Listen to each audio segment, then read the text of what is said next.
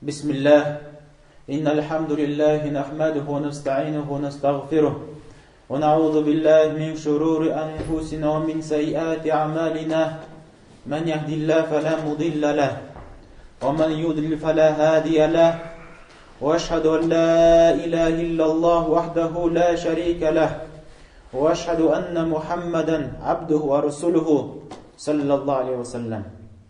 Barcha maqtovlarga loyiqli bo'lgan Rabbimizni, ilahimizni maqtaymiz, buyuklaymiz, zo'rlaymiz. Barcha g'iybatlarimizni bir kimga da ham bir narsaga da ulush chiqarmisha barchalarini Allohga bag'ishlaymiz, topshiramiz. Ham o'zimizning xatolarimizdan Alloh tomonidan g'afur so'raymiz. Ham o'zimizning noshar niyatlarimizdan, noshar ishlarimizdan Alloh taologa sig'inamiz. Ham kimni Alloh taolo haq va ko'ndirsa, uni bir kimda adashtira olmas. Kimni Alloh taolo adashtirsa, uni bir kimda haq yo'lga ko'ndira olmas. Ham shahad beraman, Allohdan boshqa loyiqli ravishda g'iybat qilqillarda hech bir zot yo'q.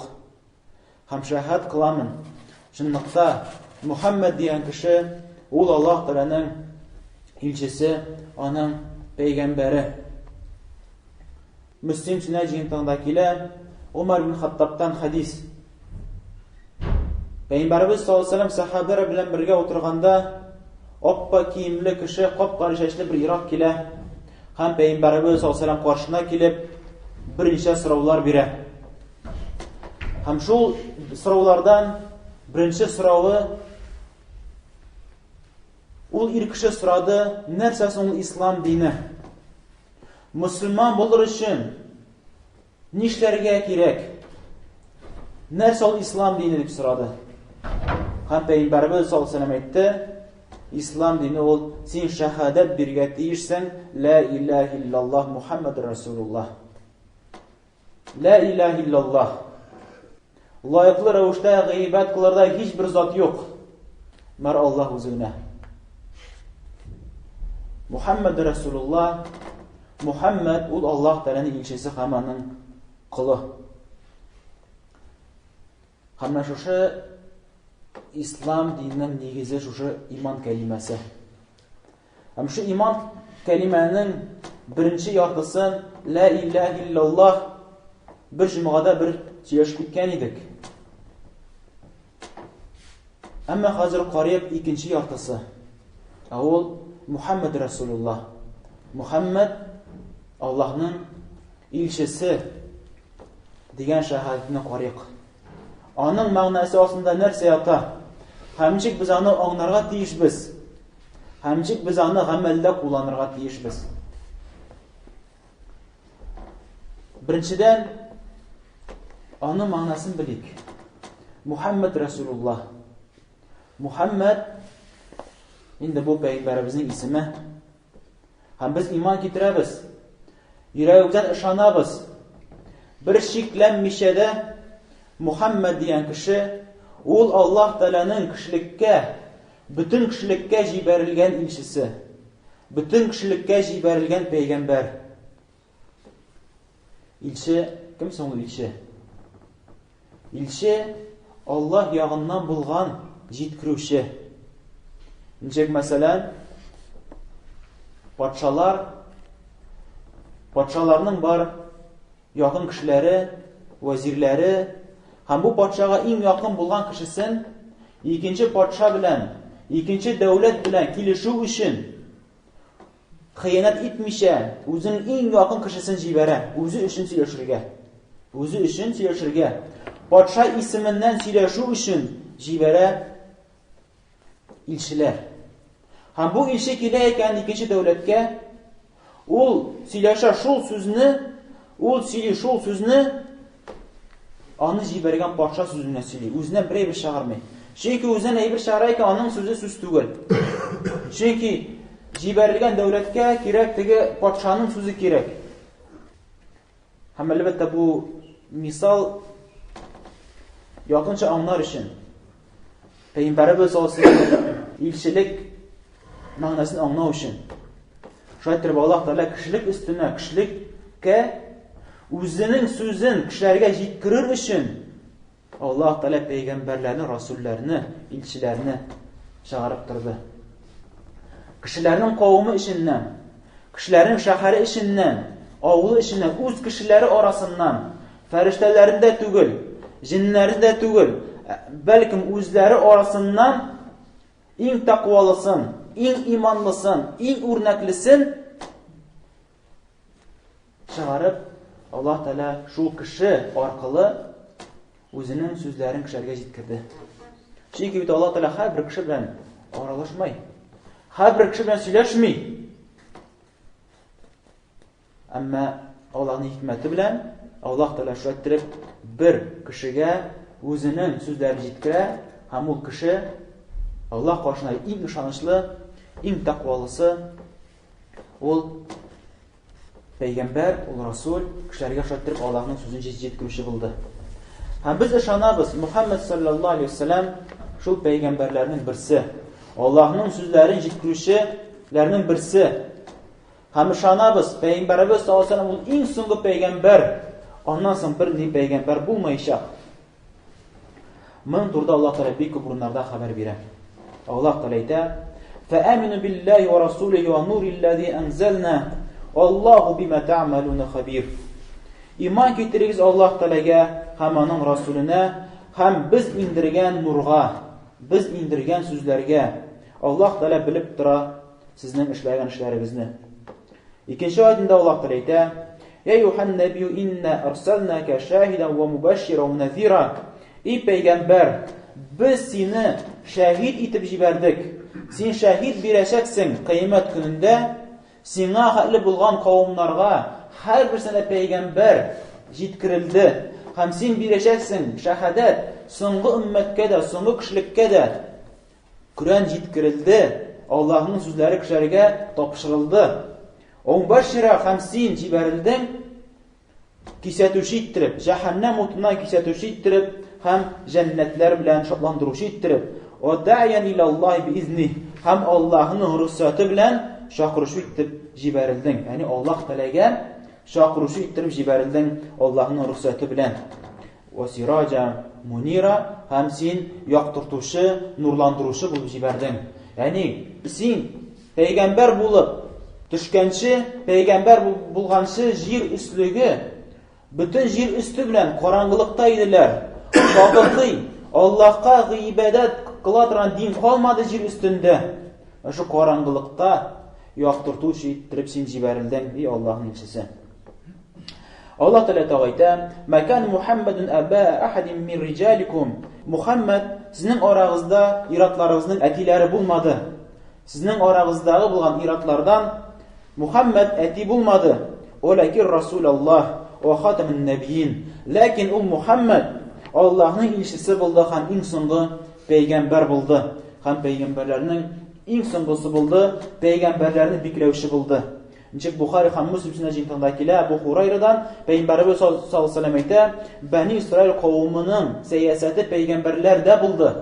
Яни бер пәйгамбәр үлгәч, аның артыннан икенче пәйгамбәр килде. Бер пәйгамбәр булгач, аның артыннан икенче пәйгамбәр булды. Һәм шул пәйгамбәрләр идара иттеләр, хөкем иттеләр үзенең кавымы белән, Бәни Исраил кавымын. Аннар әйтә: "Ала набия баъди", әмма миңа килгәндә миннән соң бер пәйгамбәр дә булмаячак. Аннан соң Аллаһ Тәала әйтә: "Кул я айюхан насу инни расулуллаһ илейкум җамиа." Эй кешеләр, мин сезнең өчен бөтенегезгә дә пәйгамбәр. Мин сезнең өчен бөтенегезгә дә Аллаһның илчесе. Тагы Аллаһ Тәала әйтә: "Ва марсалнака илля каффатан лин-наси башира ва назира." Эй Аллаһның илчесе, без сине бөтен кешелеккә җибәрдек. Аерма юк аның милләтендә. Ул рус булсынмы, ул татар булсынмы, ул шуаш булсынмы, ул француз булсынмы, нинди генә җир өстендә кеше булмасын, нинди генә милләттән булмасын, нинди генә төстә булмасын, сине и Аллаһның илчесе, бөтенсенә дә без сине пәйгамбәр итеп, расул итеп аларга җибәрдек, шатландыручы иттереп һәм кисәтүче иттереп. Моның турында пәйгамбәрбез саллаллаһу алейһи ва саллям Муслим җинтында хәбәр бирә: "Аллаһ белән ант итәмен, яһуд булсынмы, яки христиан булсынмы, агар да минем турымда ишетеп Соңгы пәйгамбәр чыкты. Соңгы пәйгамбәр Мухаммад чыкты дигән минем турда хәбәрләр ишетеп тә, миңа ышанмасалар, миңа иярмәсәләр, Аллаһ Тәгалә аларны һәммәсендә җәһәннәмгә бите белән ыргытачак. Шайтып кардәшләр, бу аятьләрне укысак алар бик күп. Һәм бу аятьләрдә Аллаһ Тәгалә дәлилли, Мухаммад дигән кеше ул Аллаһ Тәгаләнең җибәргән илчесе. Шулай булгач, без Мухаммад саллаллаһу алейһи ва саллям турында белергә тиешбез. Кайдан ул? Һәм ничек Аллаһ юлга тырышты ул? Нинди нәселдән ул? Һәм Мухаммад саллаллаһу алейһи ва саллям аның әтисе Абдулла, бабасы Абдул-Мутталиб, Абдул-Мутталибның әтисе Һашим. Шулай булгач, Пәйгамбәрбез саллаллаһу алейһи ва саллям Һашим нәселеннән, Курайш кабиләсеннән. Курайш ул гарәпләрдән. Ул гарәпләр Исмаил алейһиссаламның нәселеннән. Гарәпләшкән гарәпләр. Гарәпләшкән гарәпләр. Чөнки Исмаил алейһиссалам белгәнебезчә, ул Ибраһим алейһиссаламның малае. Ибраһим алейһиссалам пәйгамбәрләрнең әтиләре. Ул Иран җирләреннән килде, Вавилон җирләреннән килде. Ул гарәп булмады. Ул гарәп булмады. Үзе гарәп булмагач, хатыны да Хаҗар гарәп булмады. Шулай булгач, аның малае да гарәп булмый. Ләкин малае Исмаил алейһиссалам пәйгамбәр шулай ук өйләнә гарәп кызына һәм гарәп нәселе китә. Шушы гарәп нәселеннән безнең пәйгамбәрбез Мухаммад саллаллаһу алейһи ва саллям. Шайтыр пәйгамбәрбез саллаллаһу алейһи ва саллям 40 яшенә хәтле Мәккәдә яши. Мәккәдә туа һәм Мәккәдә яши 40 яшьләренә хәтле. Һәм 40 яшьләрдә Аллаһ Тәгаләне пәйгамбәр итә. Ул тау тишегендә утырганда аңа фәрештә керә, Җибрил фәрештә керә һәм аңа укырга әмер итә. Һәм әмер итә беренче Галак сүрәсен. Иқра бисми раббикаллази халак. Шушы сүрә белән безнең пәйгамбәрбез саллаллаһу алейһи ва саллям пәйгамбер була. Иқра бисми раббикаллази халак. Укы үзеңнең Раббыңның исеме белән. Кайсы ул барча мәхлукатларны барлыкка китерүче. Һәм бу аятьләр дәвам итә. Беренче 5 аятьләр. Аннан соң беренче вакыттан соң Муддассир сүрәсе иңә һәм шу Муддассир сүрәсе белән пәйгамбәрбез саллаллаһу алейһи ва саллям расулгә, илчегә әйләнә. Башта пәйгамбер була, аннары илчегә әйләнә. Я юхал Муддассир, и төрөнгән кеше, куркып каплана. Я юхал Муддассир, кум фәанзир. Тор һәм кешеләрне кисәт. Тор һәм кешеләрне кисәт. Аллаһка ширикләр китермәсеннәр. Аллаһка карата гынаһлар кылмасыннар. Кисәт кешеләрне. Һәм шушы аятьләр белән пәйгамбәрбез саллаллаһу алейһи ва саллям расул була. Һәм 10 ел эчендә пәйгамбәрбез саллаллаһу алейһи ва саллям фақат Аллаһка гыйбадәт кылуына чакыра. Аллаһны берләүгә генә һәм шириктән ераклауга чакыра. Һәм 10 елдан соң Аллаһ Тәгалә пәйгамбәрбез саллаллаһу алейһи ва саллямны күккә күтәрә. Мираж кичәсе дип атала. Күккә күтәрә һәм Аллаһ Тәгалә әмер кыла 5 вакыт намазны. Аннан соң 3 елдан соң Аллаһ Тәгалә әмер кыла үзенең пәйгамбәренә һиҗрәт кылырга. Пәйгамбәрбез саллаллаһу алейһи ва саллям һиҗрәт кылмас иде, ләкин аның кавымы, аның авылдашлары, аның шәһәрдәшләре аны газапладылар. Дөрестлек белән килешә алмадылар. Нәшәт итеп дөрестлек, нәшәт итеп хакыйкый әйбер хаклык залим кешеләргә, бузык кешеләргә, гаделсез кешеләргә аларга бу әйбер ошамый. Һәм пәйгамбәрбез сахабаларын күп интектерделәр. Һәм пәйгамбәрбезне интектерделәр. Һәм үтерәм дигәндә, пәйгамбәрбезне үтерү дигән дәрәҗәгә барып җиттеләр. Нияткә дә керделәр һәм эшкә дә керделәр. Пәйгамбәрбезне үтерәбез дип, җыелдылар ие кырында.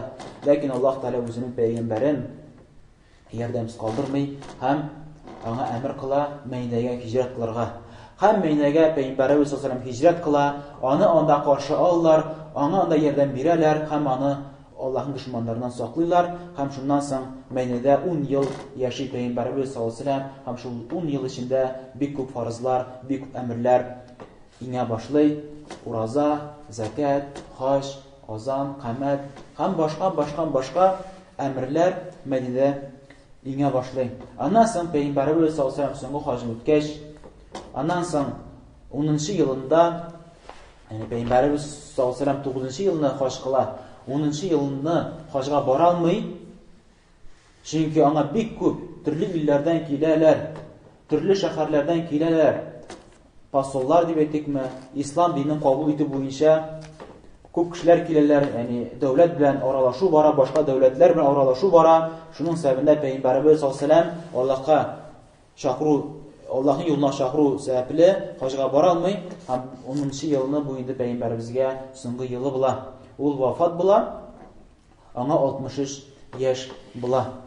Һәм менә шушы Пәйгамбәрбез Мөхәммәд саллаллаһу алейһи ва сәллям Аллаһ Тәгаләнең эшен үтә бетергәч, Аллаһ Тәгалә динен безгә җиткереп бетергәч, ничек Аллаһ Тәгалә әйтә: "Әл-яума акмалту лакум динакум", менә бүген инде мин сезгә динегезне тутырып бетердем.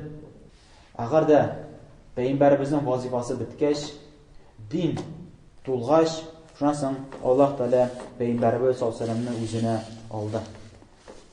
Һәм әлбәттә Мөхәммәд Расулуллаһ дигән шәһадәтебез моның белән генә шикләнми.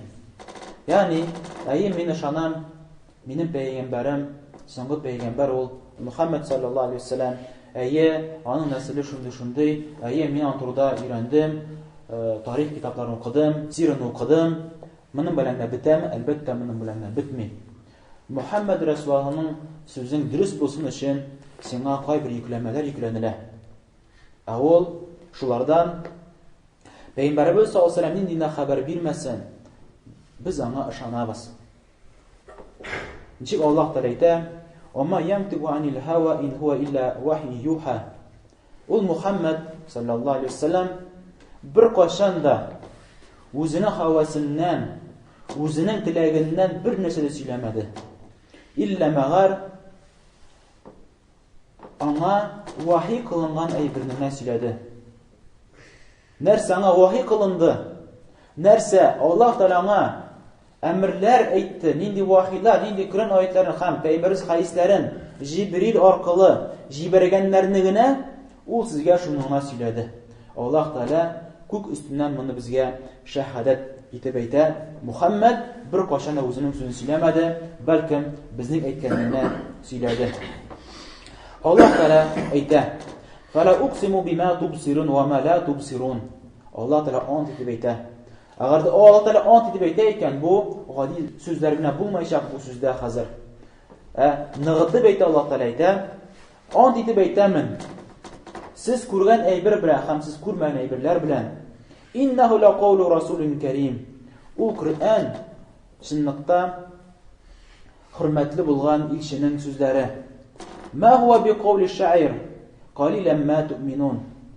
Бу сүзләр шагыйрьнең сүзләре түгел, һәм ничек сез әз иман китерәсез. Вала би каули каһин қалилан ма тадаккарун. Һәм ул сихерче, яки күрәзәче сүзләре дә түгел, һәм ничек сез әз искә төшерәсез.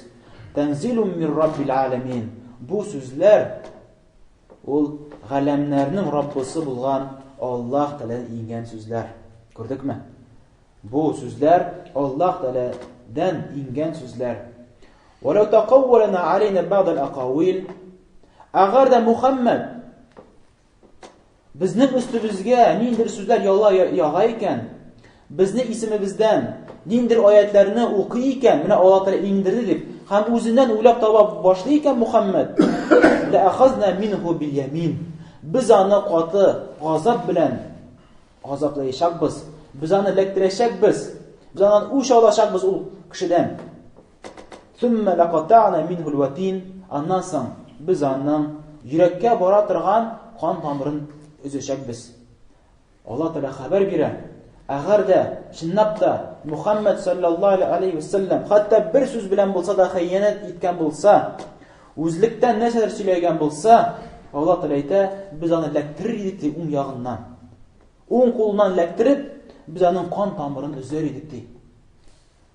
Бу аят күрсәтеп тора, Пәйгамбәрбез саллаллаһу алейһи ва сәллям бер хәрефтә, бер сүздә үзеннән уйлап тапмаган, Аллаһның сүзен җиткерә торган булган. Фама минкум мин ахадин анху хаҗизин. Һәм кайчан без Мөхәммәднең кан тамырын үзгәндә, сез берегез дә саклап кала алмыйсыз. Ve innehu letezkiratun lilmuttaqin. Mana bu indi Allah'tan korkuşlarga iske töşürü.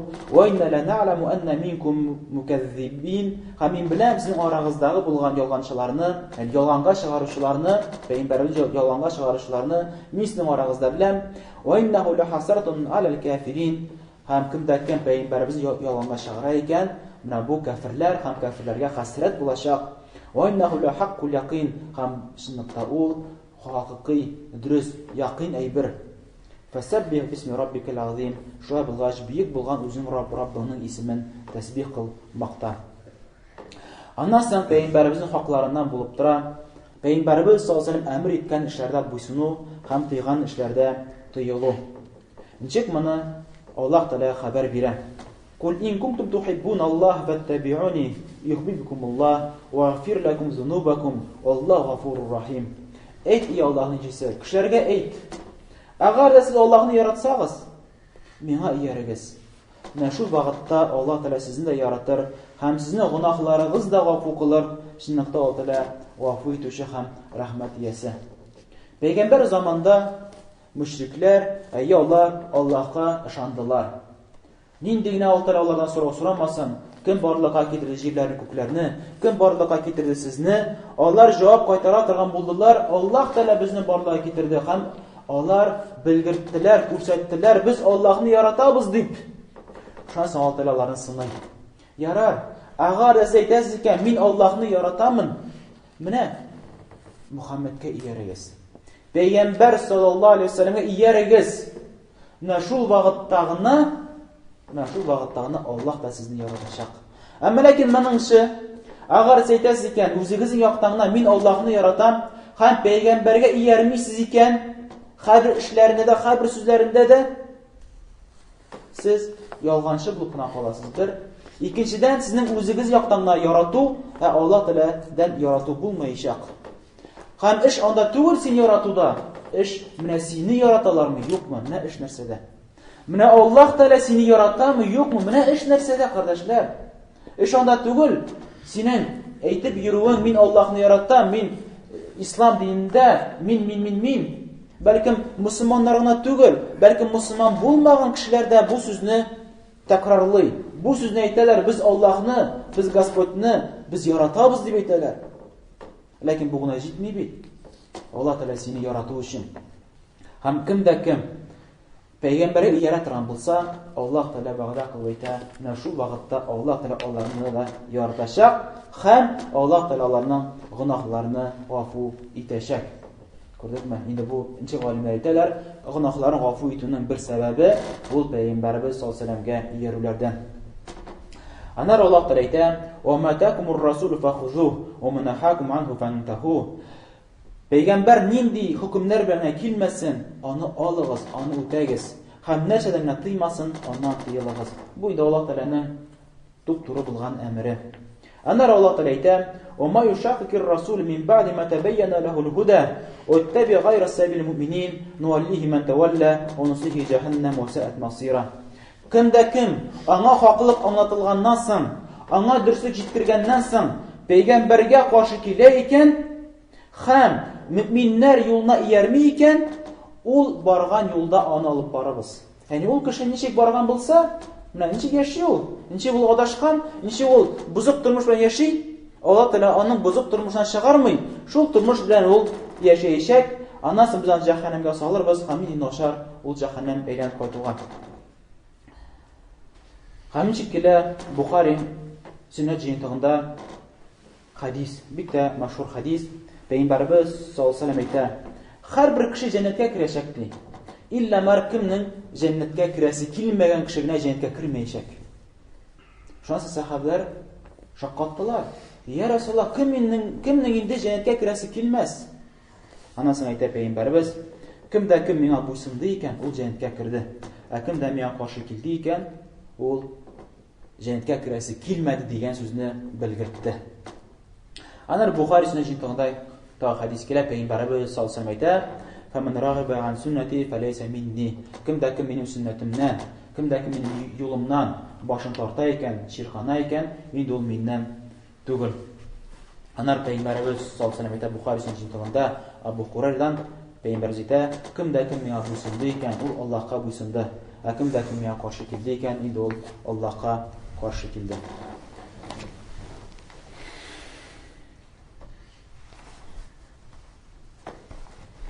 Elhamdülillahi Rabbil Alamin. Ve la akibatu lil muttaqin ve la dun illa lil zalimin. Ve sallallahu ala nebiyyin Muhammed ve ala alihi ve sahbihi ecmaîn.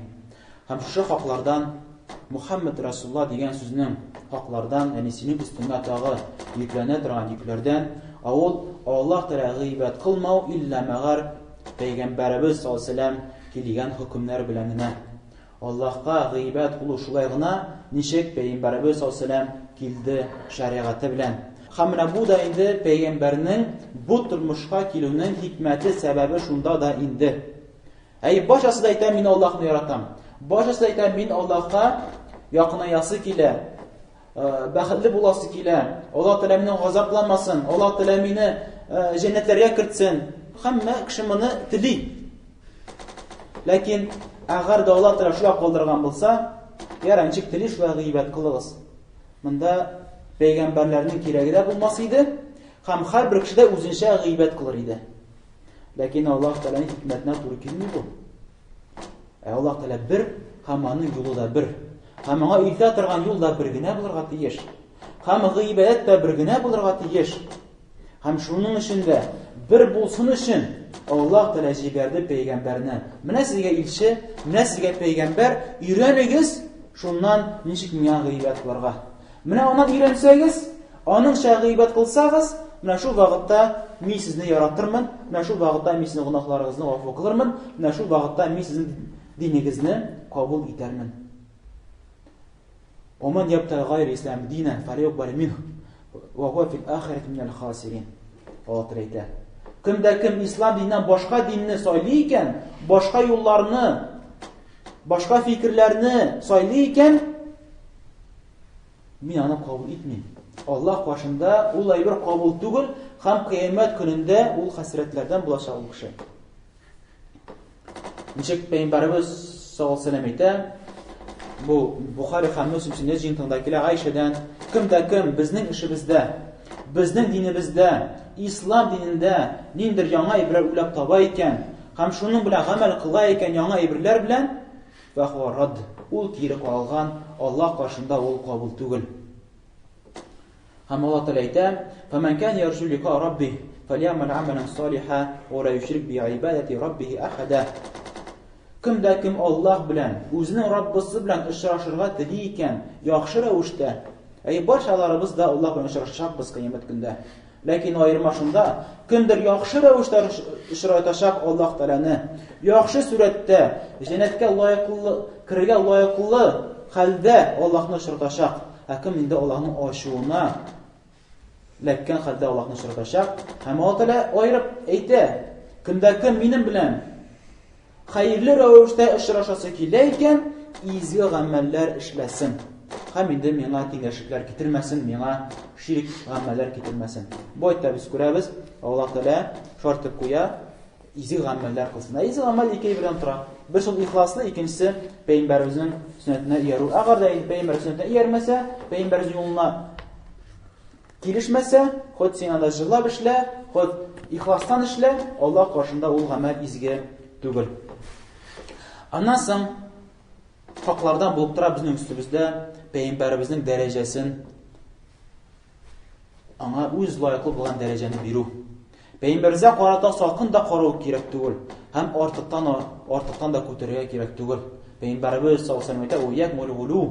Bir vaqtda da artıqlik qilmag'iz, qatı bulmag'iz, ya'ni artıqdan tish ishlar ishlamagiz, artıqlik qilmag'iz. Ham bu meselede iki tayfa, iki kişi barda kildi. Birisi yoki soqin qorilar Peygamberimizning yoluna, Peygamber sünnetine, Peygamberimiz aytgan so'zlarni ihtibar da etmaylar. Onlar için başka kişilerin sözleri zurrak bulup tuyular.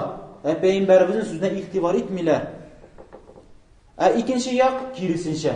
Peygamberin şu hali ko'tarar, hatta gıybet kıla başladılar. Hatta peygamber deyip gerekmegen, dinde bulmagan ayıplarını uylap taptılar. Doğan günler ötkerip, mevlidler ötkerip, hem şu mevlidde Küfürлеккә илтә торган шигырьләр укып, җирләр, күкләр Мөхәммәднең кулында. Әгәр дә и Мөхәммәд, син мине җәһәннәмнән сакламасаң, кыямәт көннең начарлыгынан сакламасаң, кем соң мине сакласын? Менә шундый шигырьләр укыйлар гарәп телендә. Аллаһ спасын, менә шундый шигырьләр, касидалар бар, мәүлидтә укый торган. Шунда шушы шигырьләрне гарәп телендә укыйлар. Ләкин гарәп булмаган кешеләр шушы касидаларны укыйлар да нәрсә укыганнар да белмиләр. Хакыйкатьтә алар күфрле укыйлар. Пәйгамбәрне шайтырып артык күтәрәләр. Ләкин Пәйгамбәрбез саллаллаһу алейһи ва саллям иң яраткан сыйфаты үзенә булды, ул куллык. Һәм Аллаһ Тәгалә Пәйгамбәрне мактаганда аны кул дип мактый. Аллаһ Тәгалә әйтә: "Табаракаллази наззала аль-фуркана аля абдиһи лиякуна лил-аламин назира." Бийек булсын, зур булсын, кайсы ул Аллаһ Тәгалә үзенең кулына Коръәнне иңдерде, Фурканны иңдерде, начарлыктан яхшылыкны аера торган китапны иңдерде, хәтта галәмнәргә кисәтүче булсын өчен. Һәм ул хәдисләрдә күп Пәйгамбәрбез саллаллаһу алейһи ва саллям мәҗлескә килеп кергәч, ул күрде сахабаларны ничек аны басып каршы алалар. Пәйгамбәрбезнең бик ташуы чыга. Мин кул һәм миңа кул дип әйтегез дип әйтә Пәйгамбәрбез. Һәм тыйды аны басып каршы алырга. Күрдекме? Һәм бу һәрбер тақвалы кешенең иманы шулай булырга тиеш. Ул яратырга тиеш түгел, кайчан аны басып каршы алып, теге хөрмәтләп, зурлап, үзеннән артык урыннан күтәрү, моның белән бер тақвалы мусламан кешедә килешергә тиеш түгел. Һәм әйтә Пәйгамбер: "Мин кул һәм миңа әйтегез, Абдулла, Аллаһның кулы дип әйтегез." Кара, Аллаһ Тәгалә нәрсә әйтә? "Кул ла aqulu lakum 'indi khaza'inullah wa la a'lamu al-ghayba wa la aqulu lakum inni malak in attabi'u illa ma yuha ilayya." Әйт, ey Аллаһның elçisi, lakum min әйтмимен, миндә Аллаһның байлыклары бар дип. Һәм мин белмим яшерен әйберне. Һәм мин әйтмимен, мин фәрештә дип. Ләкин миңа, ягъни сездән аермалы буларак, миңа Аллаһның сүзләре иңә. Ягъни мин сезне кебек кеше, ләкин сездән аермалы буларак мин пәйгамбәр, расул. Калган эшләрдә мин сезнең белән бер. Аллаһ Тәгалә әйтә: "Кул ла амлику ли нафси нафа ва дарра." Әйт, ey Аллаһның elçisi кешеләргә, чынлыкта мин үземә, кара, үзенә дә бер файда да китерә алмыйм, һәм үземә бер начарлык да эшләй алмыйм, илля машаллах, илля мар Аллаһ Тәгалә теләгәнлегенә. "Валау кунту а'ламу al-ghayba lastaktartu min al-khayri." Агар да мин яшерен әйберен белгән булсам, яшерен эшләрне белгән булсам, мин үземә күп хәерлекләрне җыяр идем.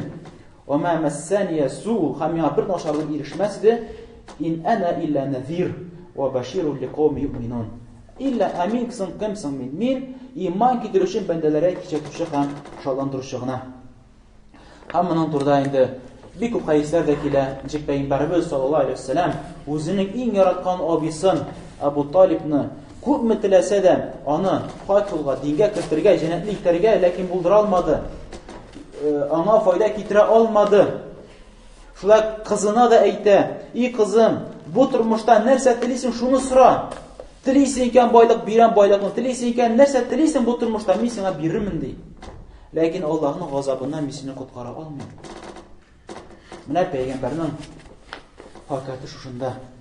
Ләкин бар шундый кешеләр Пәйгамбәрбез саллаллаһу алейһи ва саллямны артык өстән күтәрәләр. Үскә күтәрәләр, хәтта илаһи, руби сифатлар белән сифатлылар. Аннан шәфаәгать сорыйлар. Хаҗга баручылар аның кабере кырыенда Пәйгамбәрнең каберенә юнәлеп дуга кылалар. Аннан нәрсә өметләнәләр? Нәрсә бирәсен Пәйгамбәр? Ул бит Аллаһның кулы. Сине ишетми дә. Ишетсә дә ул сиңа бер нәрсә белән ярдәм итә алмый. Ул исән вакытта үзенә һәм иң яраткан кызына ярдәм итә алмады.